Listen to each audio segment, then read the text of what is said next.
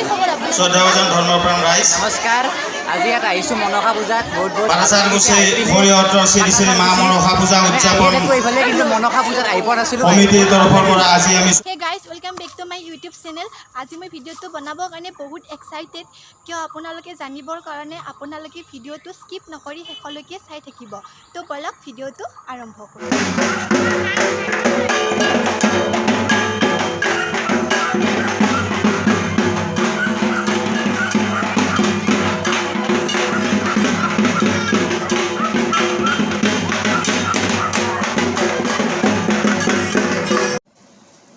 চ' guys এতিয়া আমাৰ মূৰ্তি আনিছে, এতিয়া বোমা মাৰি আছে, তাৰপিছত মূৰ্তি আনিছে আৰু সাংস্কৃতিক শোভাযাত্ৰা হয়। মূৰ্তি আনিছে, এতিয়া আপোনালোককো দেখাই থাকিম যিমানখিনিলৈকে দেখাব পাৰোঁ। আৰু আমাৰ ইয়াত স্পেচিয়েল গেষ্ট দুজনো আহিব, ৰাজকুমাৰ দা আৰু ডিম্পু দা আহিব। ডিম্পু দা আপোনালোকক দেখাবৰ কাৰণে ট্ৰাই কৰিম আৰু।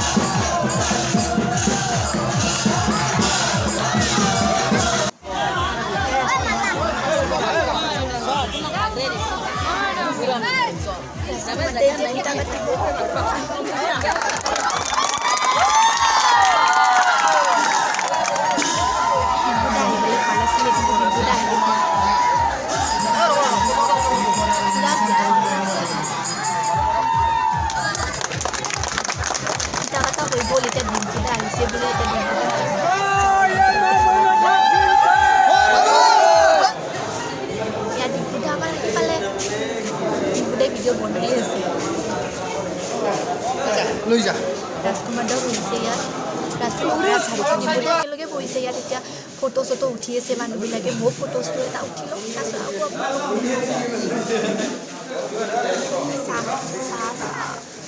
ফুলাম জাতিৰে সম্বৰ্ধনা জনাব ৰাহুল কলিতা।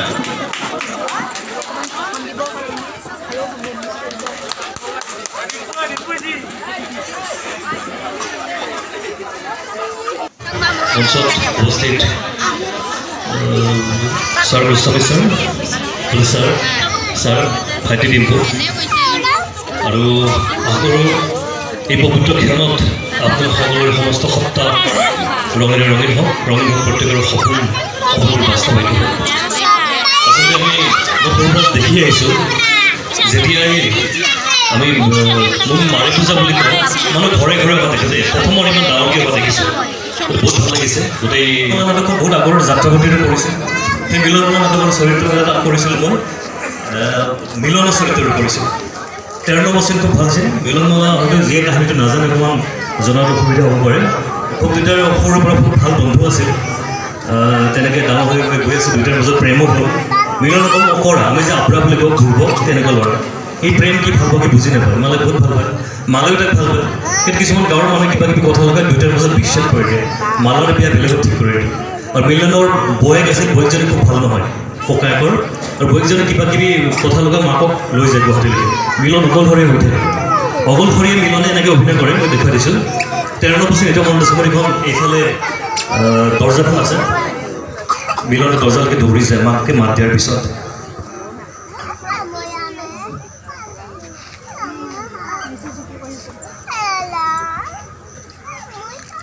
দাদা এৰি গ'ল,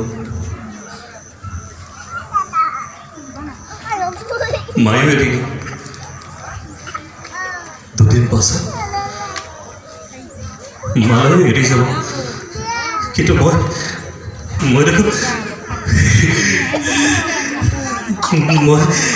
মই দেখোন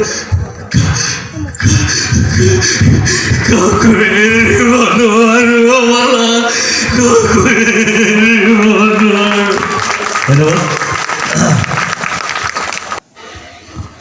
নমস্কাৰ সকলোকে পোনপ্ৰথমতে এই পূজা কমিটিক বহুত বহুত ধন্যবাদ দিছোঁ যে মোক ইয়ালৈ নিমন্ত্ৰণ কৰি অনাৰ কাৰণে আৰু লগতে মঞ্চত থকা আমাৰ জ্যেষ্ঠ গুৰুসকল ছাৰ ৰাজকুমাৰ দা সকলোকে ধন্যবাদ মোৰ এনেকৈ ভাষণ চাষণ দিয়াৰ কাৰণে সেই অভ্যাস নাই আৰু লগতে ৰাজকুমাৰ দাৰ দৰে এক্টিং কৰাৰো সেই নাই গতিকে মই ভিডিঅ'হে বনাওঁ আৰু ভিডিঅ' মোৰ কোনে কোনে চাই মোক হাত দেখাওকচোন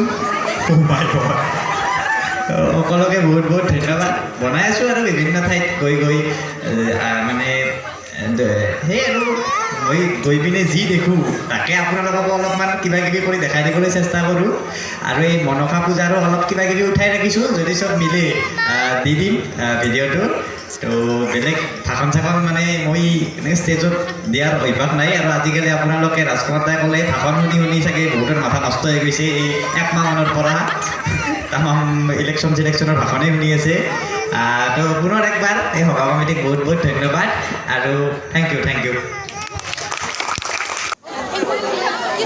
শ্ৰদ্ধাভাজন ধৰ্মপ্ৰাণ ৰাইজ নমস্কাৰ আজি ইয়াত আহিছোঁ মনসা পূজাত বহুত বহুত বাৰাচাৰগুচি হৰিহতৰ শ্ৰী শ্ৰী মা মনসা পূজা উদযাপন এইফালে কিন্তু মনসা পূজাত আহি পোৱা নাছিলোঁ কমিটিৰ তৰফৰ পৰা আজি আমি চমু উদ্বোধনী অনুষ্ঠান এটা ৰাখিছোঁ ভাল লাগিছে আৰু এতিয়া আমি উদ্বোধনী অনুষ্ঠানটো চলাই নিবলৈ ওলাইছোঁ তাৰ কাৰণে আমি প্ৰথমে মঞ্চলৈ আমন্ত্ৰণ জনাইছোঁ আমাৰ পৰিচালনা সমিতিৰ সভাপতি মাননীয় শ্ৰীযুত কনক গোস্বামী দেৱক ভৱিষ্যতে ভাল তেখেতক পৰিচালনা সমিতি মঞ্চলৈ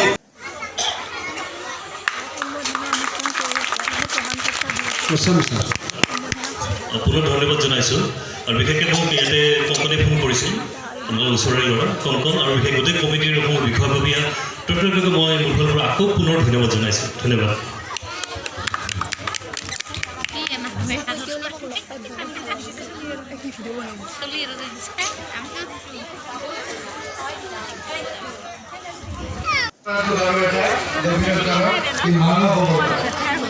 গতিকে দেৱীৰ যি শক্তি সুন্দৰভাৱে শক্তি আৰাধনা কৰোঁ